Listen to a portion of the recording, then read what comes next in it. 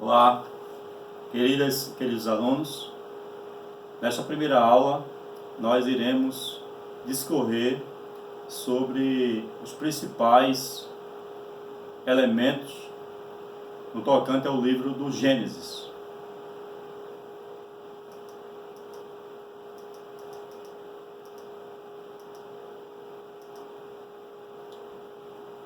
Falaremos sobre o título, o porquê do termo Gênesis, propósito pelo qual ele foi escrito, sua estrutura de uma forma geral, alguns pontos relevantes e a teologia do livro.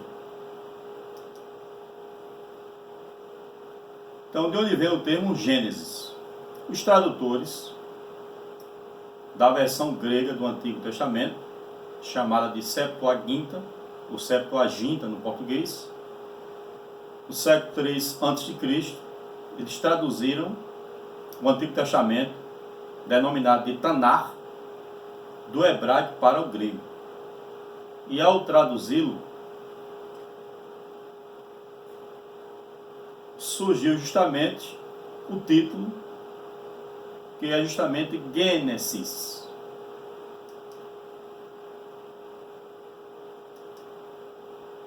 Os hebreus, eles denominaram o livro de Bereshit, que é uma referência à primeira palavra do livro do Gênesis em hebraico. Essa palavra aqui, ó, Bereshit.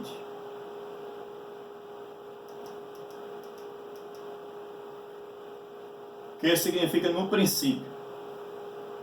O propósito do livro é justamente preparar o leitor no entendimento, numa compreensão de toda a Escritura. Sem o livro do Gênesis, a Bíblia seria incompleta e incompreensível. Na linguagem de Paul Hoff, no livro Pentateuco, ele, usando de figura de linguagem, fala-nos que o Gênesis é o viveiro de todas as doutrinas bíblicas. De forma embrionária, podemos encontrar no Gênesis a doutrina da criação, a doutrina de Deus, a doutrina do pecado, a doutrina da justificação, a doutrina da salvação, dentre outras doutrinas.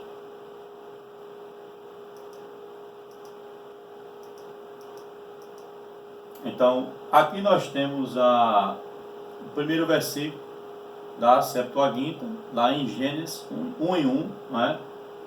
Temos aqui o título aqui em grego, um sial, Gênesis, e aqui nós temos, né, a primeira expressão lá da Septuaginta, o en arche epoiesen hotzeos ton uranon kaitse ge.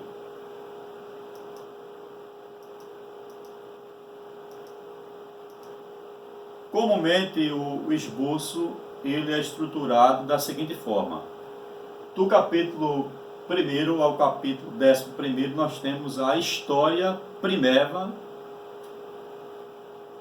que vai envolver justamente a história da criação, de uma forma em geral, a criação do universo, a criação da vegetação, a criação dos animais, a criação do ser humano. Podemos encontrar ainda a história da queda, do primeiro homicídio. Ainda dentro desse contexto aqui é possível nós estudarmos, né, a história da corrupção humana, o dilúvio, a própria Torre de Babel. Capítulo 12 ao capítulo 50 fala-nos a respeito da história dos patriarcas e matriarcas, ou o início de uma nação. Capítulo 12 até o 25, a figura mais importante é Abrão, depois Abraão. Jacó, 26 ao 36. José, 37 ao capítulo 50. Através desta divisão, nós podemos perceber a questão do laconismo no que diz respeito à questão da história da criação, não é? Nós temos apenas 2 capítulos que falam-nos a respeito da história da criação, e se fôssemos comparar com o patriarca, né, Abraão, nós temos 13 capítulos falando a respeito de Abraão.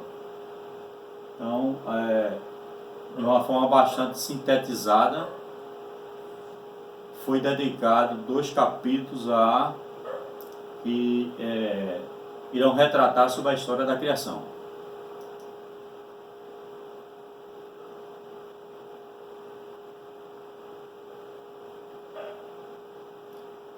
O esboço temático, se fôssemos aqui apresentar,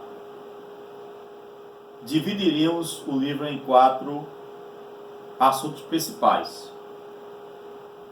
Então, primeiro, capítulo 1 ao capítulo 11,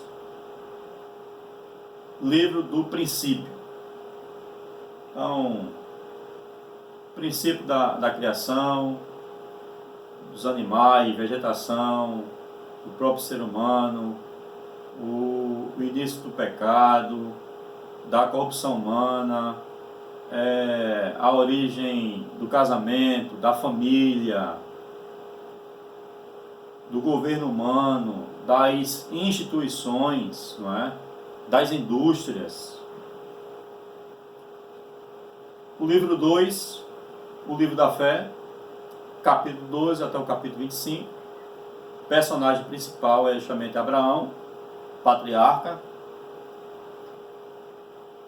O livro da luta, capítulo 26 ao capítulo 35, que fala justamente a respeito de Jacó. E o livro da direção, 36 ao 50, que vai justamente abordar o patriarca José. Um esboço mais detalhado, nós temos a seguinte estrutura, né?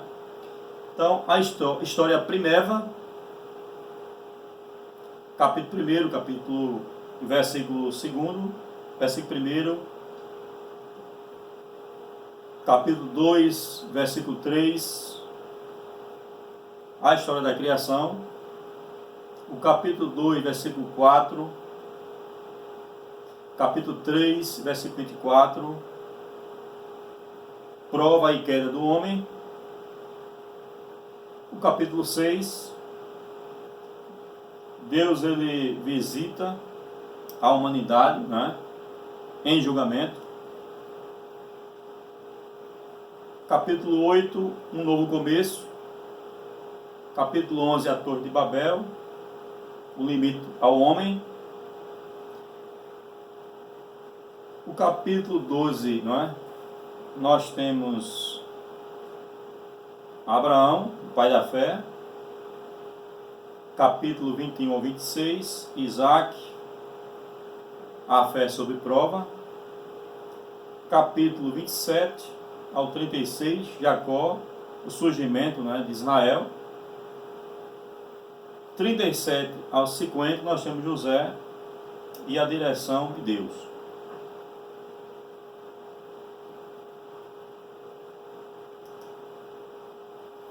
Estrutura do livro.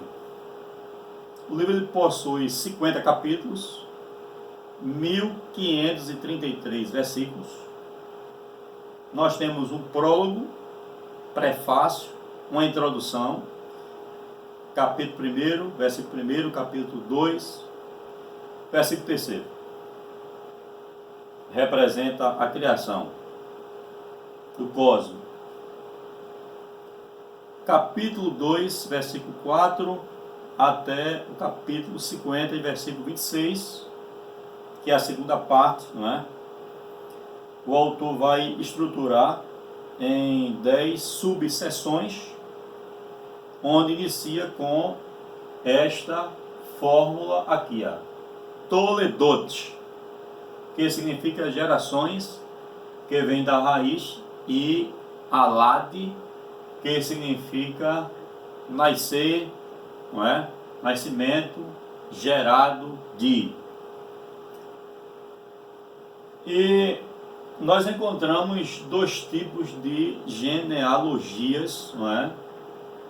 No livro do Gênesis, a chamada linear e a segmentada. A linear, quando falamos de linear, nós estamos falando de descendentes direto. A gerou B, B que gerou C e C que gerou D. Vamos encontrar um exemplo desta fórmula no capítulo 5, versículo 1, não é?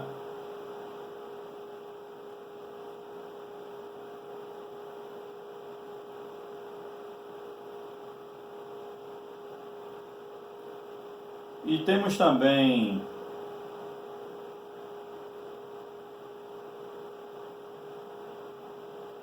a chamada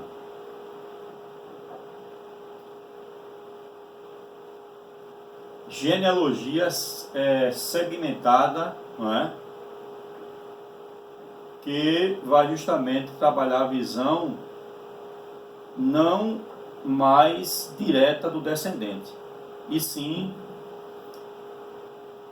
vai trabalhar, não é, a questão de quem resultou no processo de descendência. Então, A gerou fulano que culminou em. Para a gente entender melhor essa questão da genealogia linear, não é? Ou a segmentada, perdão, vocês poderão aí consultar, não é? Mateus capítulo 1 e o versículo 8, que diz o seguinte: Jorão gerou a Uzias. Mas nós sabemos, no Velho Testamento, né, é dito no segundo livro dos Reis, e o versículo 25, também o capítulo 11, versículo 2, como também o capítulo 14 e o versículo 21, aprendemos que Jorão, ele foi pai de Acasias.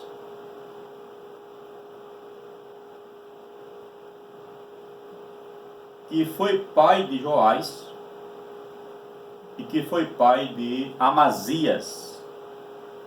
E Amazias, pai de Uzias. Ou seja, Uzias, na verdade, ele era tataraneto de Jorão. Então aqui nós temos uma genealogia, né? Genealogia segmentada. Que nós temos aqui as 10 ocorrências, né? Sobre o termo Toledot. A criação, a geração, a história da criação da terra, de Adão, de Noé, dos filhos de Noé, a geração de Sem, de Terá, de Ismael, de Isaac, Esaú, pai dos Edomitas, e Jacó. Alguns pontos relevantes no livro do Gênesis. Então, a questão da criação em Gênesis capítulo 1, não é? E o versículo 1 e 2. Será que o texto ele fala de uma recriação? O segundo relato da criação, nós temos um relato no capítulo 1 e outro relato no capítulo 2. Será que são relatos distintos? Quem é que faz o maior sacrifício, né? Quando Deus pede que Abraão sacrifique o seu único filho, Isaque. É o seu pai, Abraão, ou é Isaque? Quem é que faz o maior sacrifício? Então, aqui a pergunta é a seguinte: o termo correto é em princípio ou no princípio, não é? Aqui nós temos o texto consonantal, não havia ainda vogais, originalmente, vai surgir depois, no século 6 em diante, depois de Cristo, até o século 9, 10. Então, Bereshit nós temos aqui, olha, uma preposição, que é a preposição be, mais o artigo definido, ra, na junção, na aglutinação da preposição com o artigo, nós temos aqui a palavra ba, não é?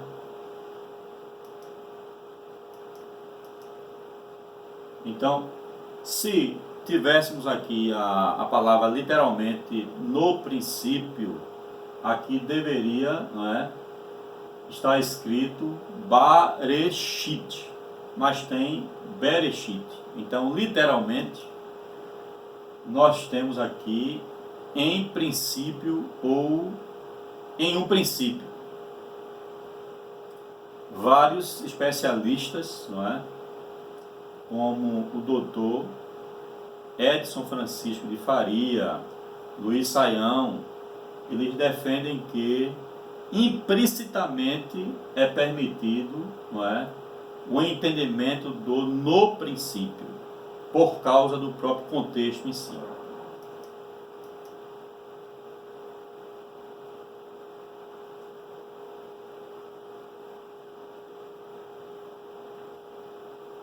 Outro ponto aqui interessante, né, é em relação ao verbo bara. O verbo bara, ele comumente ele é entendido como o criar do nada, o chamado em latim do ex nihilo.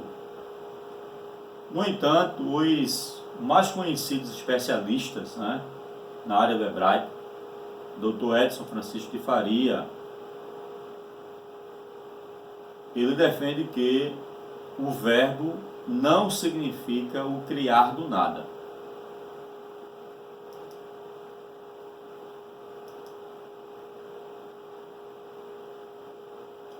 A outra discussão que nós temos aqui da questão da criação é a expressão do versículo 2, capítulo 1. E a terra era sem forma e vazia, e o Espírito de Deus se movia sobre a face das águas. Nós temos aqui a expressão original hebraica, não é? Ve'haaretz haitá tohu vavohu ve'rosh al penei tehon. No entendimento, né, ou em algumas traduções modernas, nós temos aqui o verbo haitá sendo traduzido por tornou-se. Isso vai justamente dar margem ou margens a várias correntes teológicas, quando surge a ideia de que a Terra foi recriada, né? Foi recriada. Se nós atentarmos aqui para a sentença no hebraico, nós temos aqui a seguinte sentença, né? Conjunção, que é o vav aqui o v, aqui é uma conjunção, mais substantivo definido, verbo, ele aqui está num calo perfeito, não é?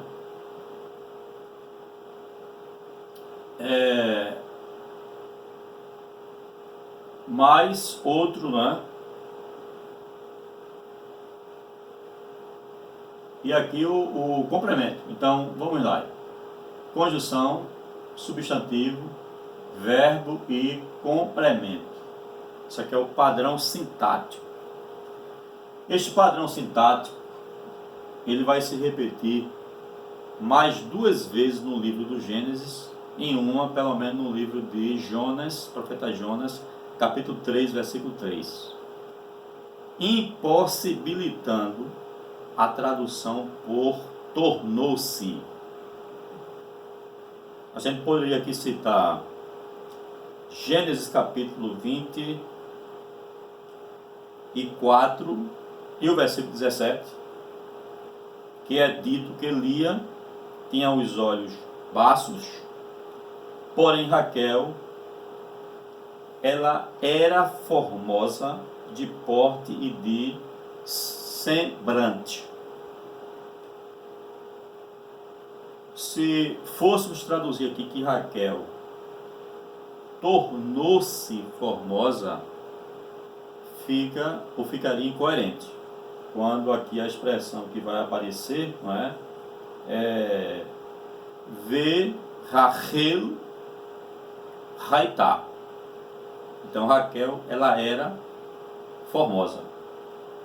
A outra expressão está em Gênesis capítulo 36, versículo 12, que diz que Tina era concubina de Elifaz. Era concubina e não tornou-se concubina. A expressão que aparece lá é justamente Vetiná Haitá. Então, era concubina e não tornou-se concubina. E segue o mesmo padrão.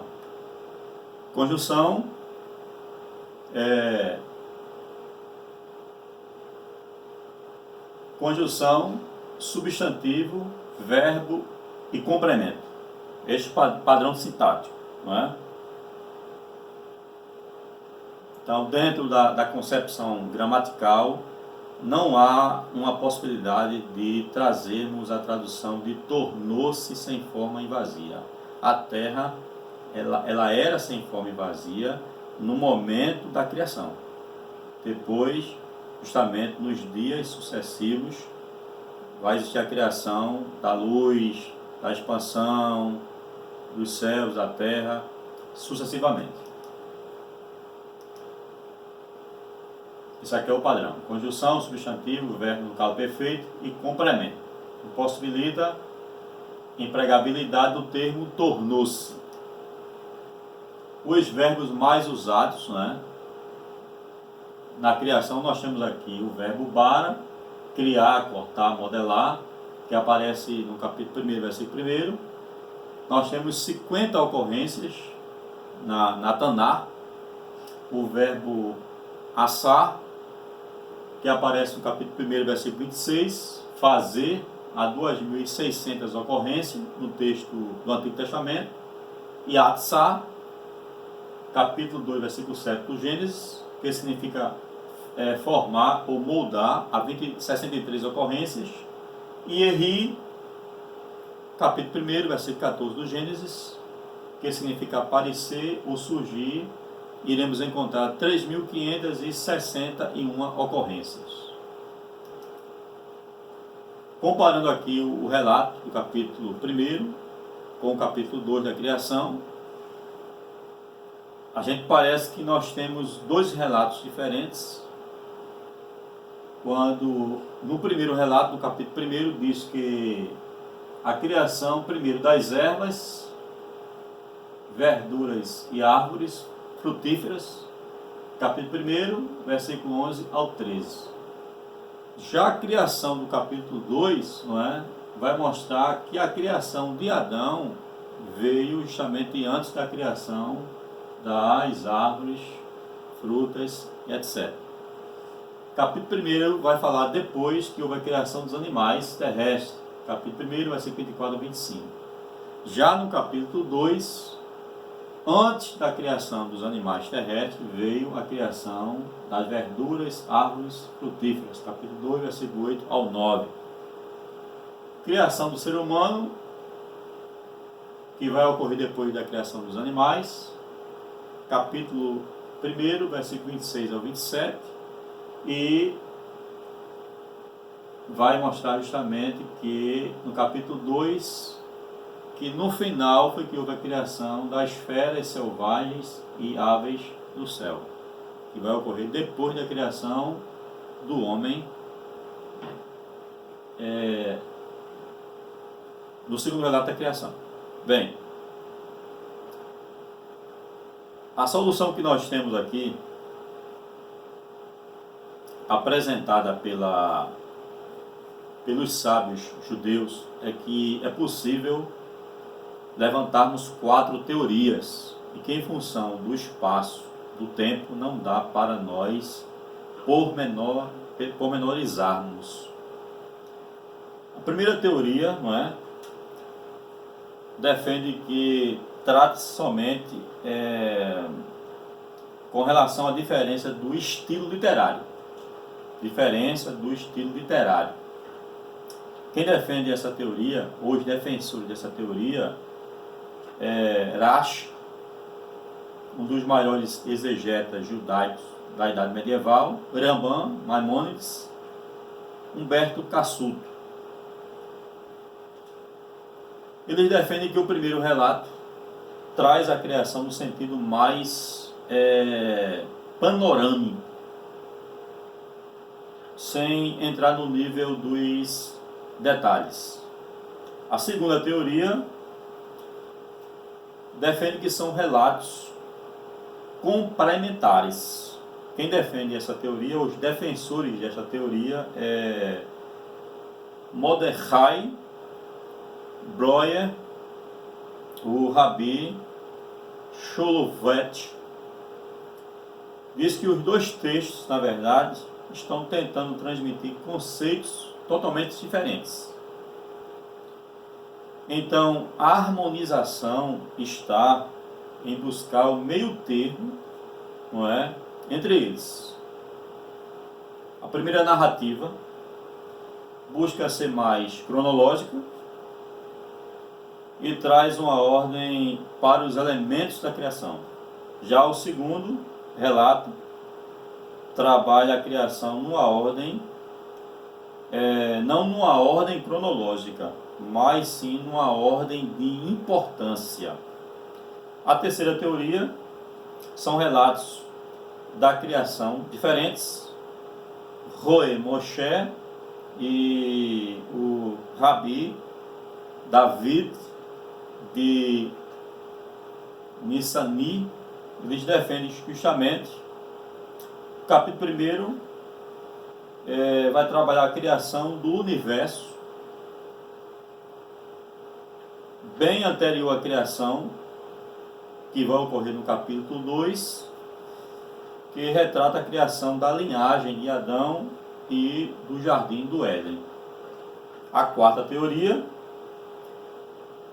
que diz que a Torá traz duas fontes diferentes, duas tradições diferentes,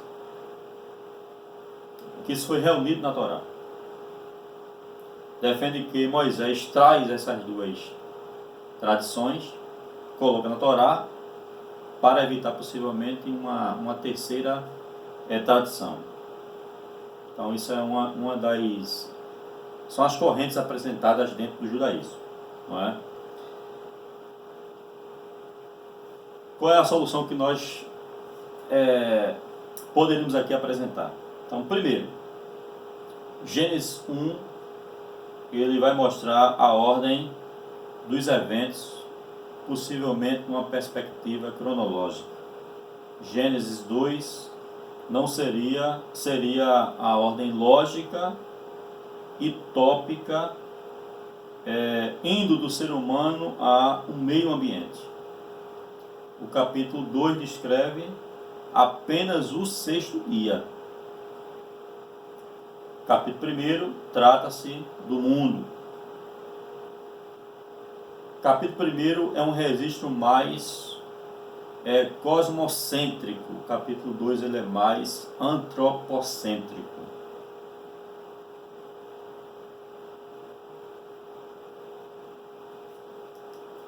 Muito bem. Vamos aqui para a questão do sacrifício de Isaac, capítulo 22 do Gênesis. A gente poderia aqui levantar vários questionamentos. Né? O primeiro questionamento é por que Abraão não estranha, né? não acha esquisito, vamos dizer assim, o pedido de sacrificar seu único filho.